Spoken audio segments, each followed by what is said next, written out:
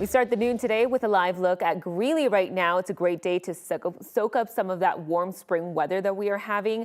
And we're also taking a live look over Denver, where you could see it looks beautiful out there. Today should be amazing, but cooler temps are heading our way. So right now, thank you for joining us. I'm Brianna Fernandez, and I'm joined by meteorologist Lauren Robinson. Lauren, today is the day to get out and kind of enjoy it before we get colder temperatures. That's exactly right. Today is going to be our last warm day as we move through the rest of the week. Not our last warm day forever, but through the rest of the week. We're going to see temperatures in the upper 60s, low 70s today, but then a cold front moves through by tomorrow morning, dropping our highs into the 50s through Saturday, and even giving us a nice little flurry tomorrow morning for that morning commute. Now, temperatures right now are in the upper 60s in Denver. We're approaching our afternoon highs. Some areas already in the 70s. We're at 70 degrees in Lyman and Ray, 73 down south in Pueblo and Lamar. The high country not doing too bad there either. We're seeing those temperatures in the 40s and 50s, and then more 70s as you make your way across the western slope. So we did have a cooler day yesterday, so temperatures are starting to warm up a bit.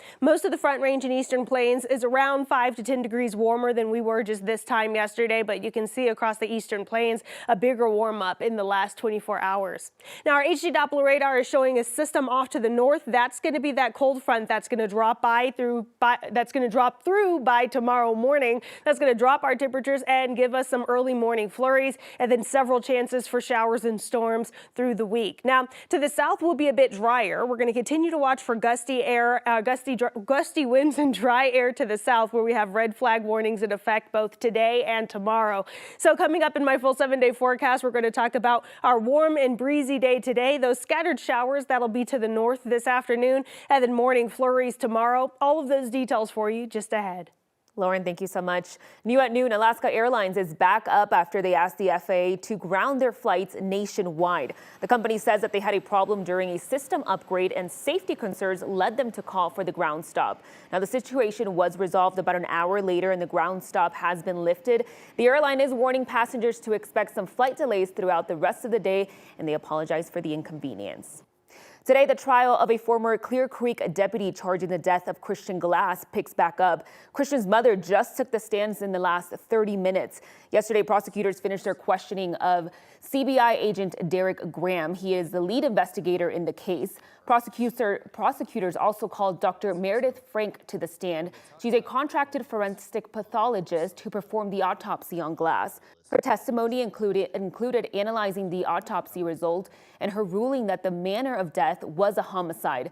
Buin is charged with second-degree murder, official misconduct, and reckless endangerment. Steve Stager is following this trial and will have updates throughout the day and later today at 4 as well. Now, a driver is in custody today in Frasier after going 100 miles per hour down Main Street and then trying to run away from police. A passenger in the car told Frasier Winter Park police the driver was going 120 miles per hour on Highway 40 before police tried to pull the car over last night. Now, the department tells us the driver tried to leave the scene by making a U-turn and then crashed into a police car behind the Fraser Valley Rec Center. Police arrested the driver and then took him to the Grand County Jail. He is facing several charges, including reckless driving and then reckless endangerment as well. While you were sleeping, a Senate committee passed a new bill that would hold builders accountable for faulty construction on homes. 9 News reporter Courtney Yoon joins us from the state capitol. Advocates for this bill say it would help better protect homeowners from construction defects. They testified before the local government and housing committee on Tuesday. Proponents of this bill say it will help prevent HOAs and purchase agreements from containing waivers or limitations of rights. They say it would also ensure that buildings have to cover the interest on repair costs. Homeowners say these protections would help make sure they're not the ones on the hook for shoddy construction work, but not everyone agrees that this legislation is the right move. House Bill 1230 will negatively impact the ability of construction professionals to obtain and afford insurance coverage for multifamily affordable housing. Expanding litigation to address construction defects rather than focusing on ways to address the defects directly will impact consumers for years down the road. We start noticing our own homes, even while under warranty, all of it under warranty. We were having so many issues because they had rushed through so much. There was actually shoddy work done across the board. The committee approved the bill yesterday 4-3, and now it moves on to the Senate floor. In Denver, Courtney Yoon, 9 News.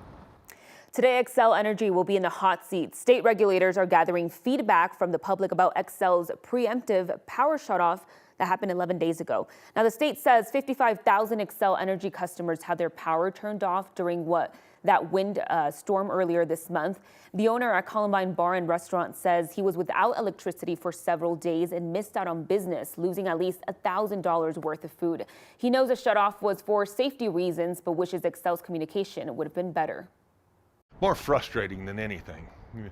It'd be great if they could sit there and tell you, hey, it's going off here, coming back on then.